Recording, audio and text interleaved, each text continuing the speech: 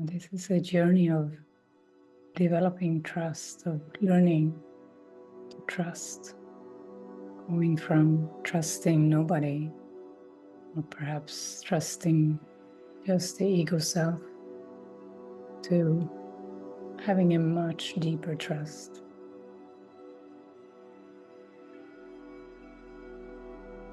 Because trusting in the small self is no trust at all. There are many, many messages in the Course about trusting your brother. What is that like? What is it like to trust another, a seeming other? In fact, by starting to trust, you will begin to realize there is no other.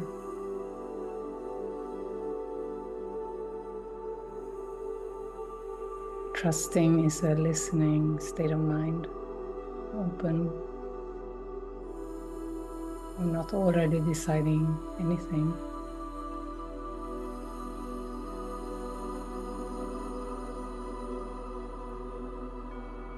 And in the beginning, it's a lot of letting go.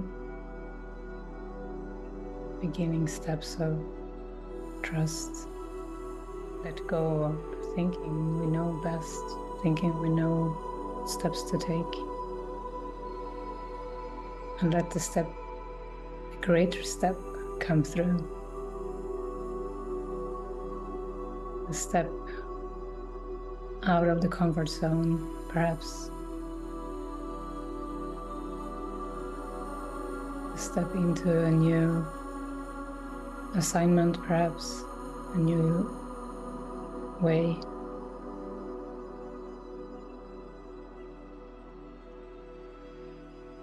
And it's so obvious when that happens, when that calling comes in.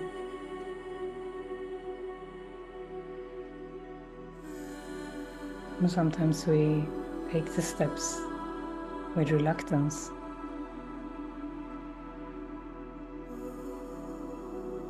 But the more we let go, the more we are able to release control, the gentler it feels, the happier we are as we take the steps.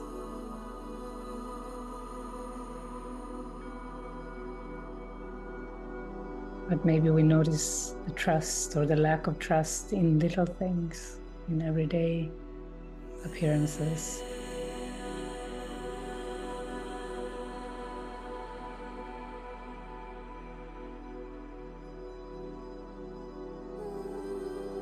Can I let go of control?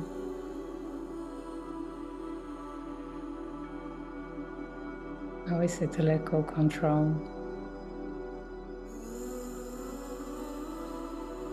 That's freeing, right?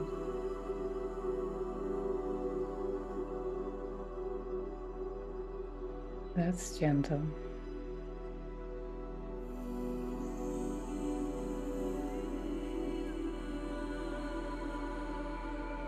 And we can really rely on the spirit within. And whatever comes up as we develop trust, we can allow it to be seen. Because when we look at it, it's not there anymore. When we take a step back and look at control instead of acting it out, or judgments.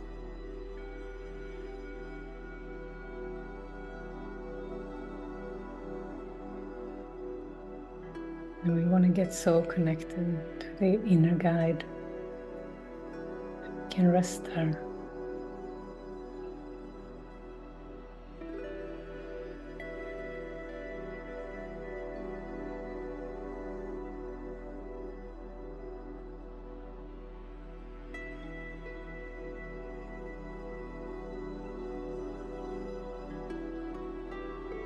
And you know why you can have trust. Or when you can have trust, it's when you have learned that the world is not governed by the laws that the world made up. that's when you have trust.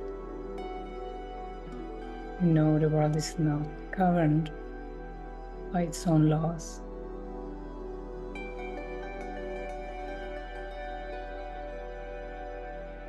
When you know it's governed by the higher will, by the power of God,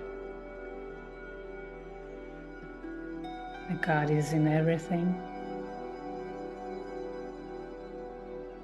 When you know God is,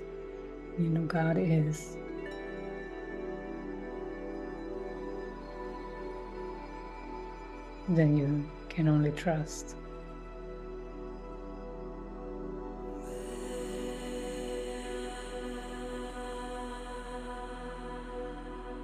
And you can even have trust in the world.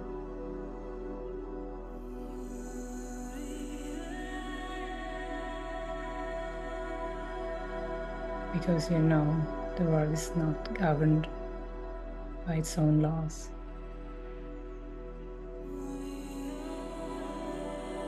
You wouldn't need to trust anything unless you knew God is in you, in it.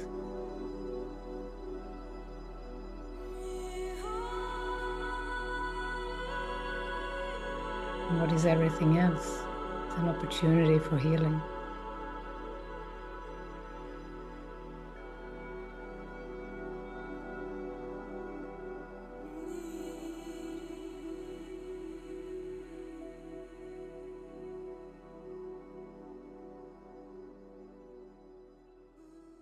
You have an experience to share.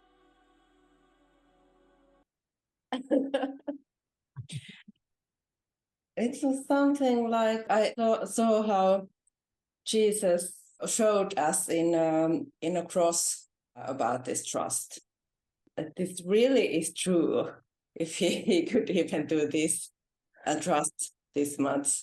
And then I saw like Jesus, his teachings, what are in the Bible. Like they were in the storm and he just did sleep. And he went in the cross, and everything was just an example how you can just trust and you are not in danger. And then I started to laugh. It was so nice. Yeah, it is nice. He wasn't afraid that anything could affect him, even the body being nailed on the cross. Do whatever. Yeah, that's profound. It's a really profound example.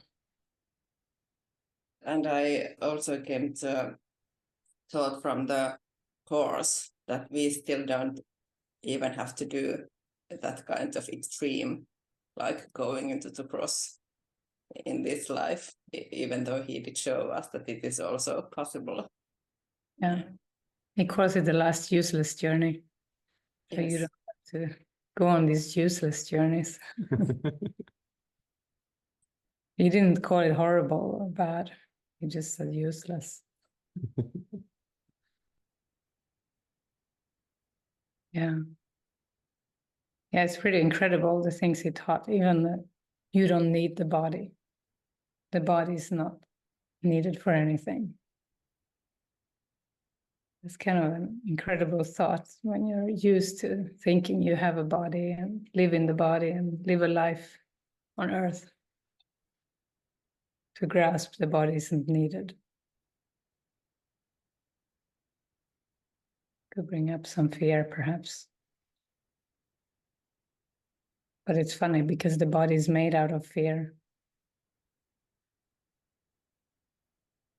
So for Jesus, he did demonstrate that it was nothing. It didn't really matter what they did to it.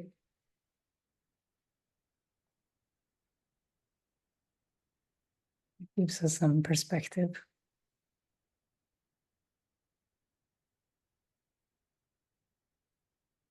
Yeah, I think spiritual journey is like almost all about letting go of control and stepping into trust.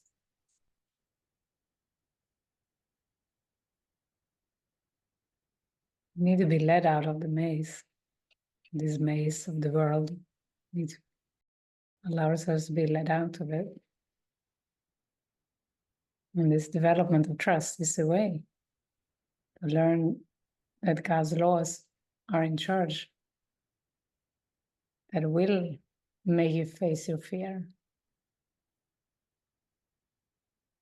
There are so many beliefs in the world. We spoke this morning about the medicine for the cat.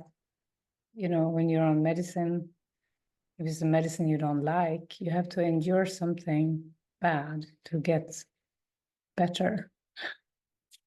The cat has to submit to this treatment of getting this medicine into her mouth, and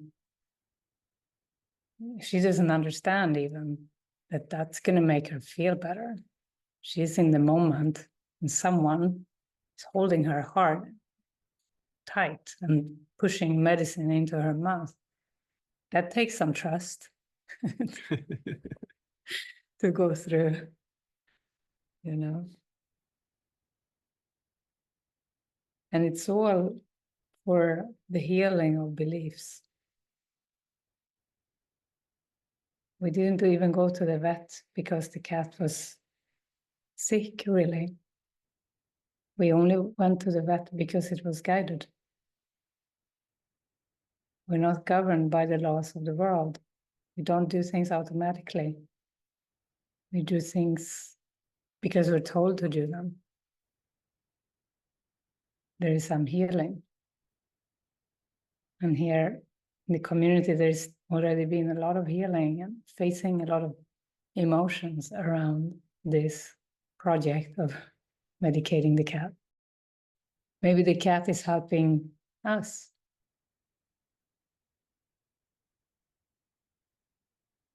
Maybe this process is helping you see some beliefs, belief in hurt or pain. Yeah, I don't know. I think maybe it's me, and I'm afraid too of the harsh world. Now when I feel it, I'm doing it to her. And the projected up is the harsh, because he does it so firmly, and I just want to tell her, "Oh, you're so loved, and you're so safe," because I want to feel that. And yesterday, the memory came that I had a trauma in the hospital, and I needed to take a medicine every day, like an iron drink. And it was so horrible, and I was so afraid of it. Yeah, it's just almost literally, yeah, I could drink it like this, but yeah, so I feel very grateful. It just keeps on coming up, so many guilt, like I'm doing this to her. And as soon as I have this thought, I see it in her. She doesn't want to do anything but to stay away from me. Yeah. Yeah, it's good. Many beliefs are being seen. Rob is looking at you with so much love.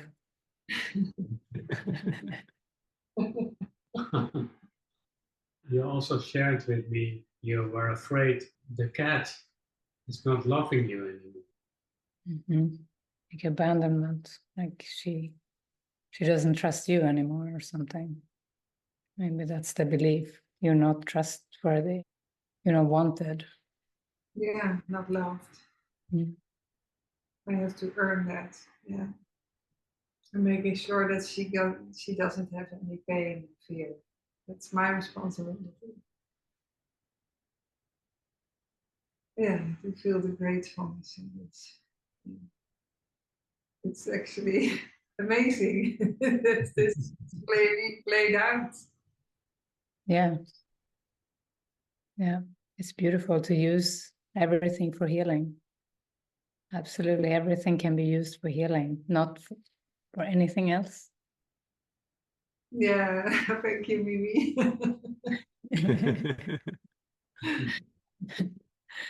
Yeah. It's a collaboration of minds.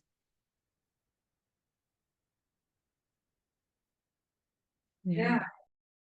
Just like to express that I also see that I'm projecting like weakness on her, that all these things are being done to her and she's very weak and helpless. And that's also how I see myself. Yeah, I have endured and still am enduring because I'm still bringing up the past. Well, this is gold. This is so helpful to see.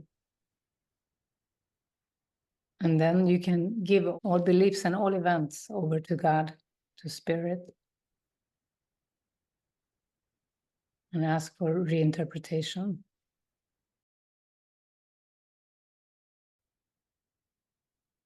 Yeah, we need to get really good at forgiving ourselves. Yeah, we want to get so clear. You know, we don't want to do anything based in past beliefs, limiting beliefs. Why did we take the cat to the vet? Because of a prompt to do so. It wasn't an automatic, the cat is sick, go to the vet. No, no, no. That would be too uninspired. We prayed. In fact, there were many days we didn't feel to go to the vet. But then that last Saturday morning, we prayed again and we both heard it. And it was only for the prompt, only because we were told.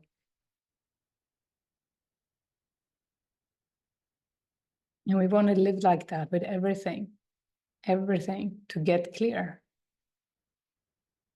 We don't want to do anything based in fear. We don't want to do anything based in doubt. We don't want to make decisions out of a self-concept or what we think might be good. We want to make decisions because God tells us what to do.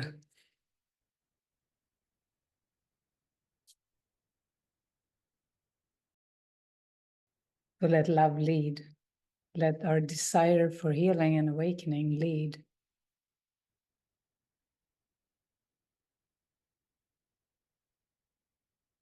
Does this decision expand my mind? Does this decision heal my mind? What a good question to ask.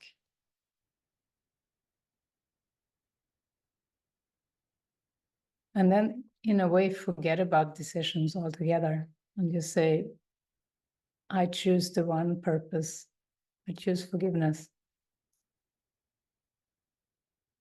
Don't put so much importance on the decisions themselves, or if you do put importance on them, let Spirit be the decision maker. But you choose for your right mind. Then you feel safe and you trust.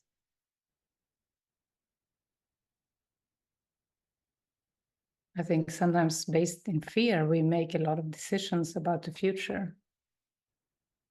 I think we need to plan the future. And a healed mind does not plan. A healed mind cannot make plans by itself. It carries out the capital P plan of Spirit, plan that is given. It's a whole new way of living, and it must be by releasing control, by giving over the control.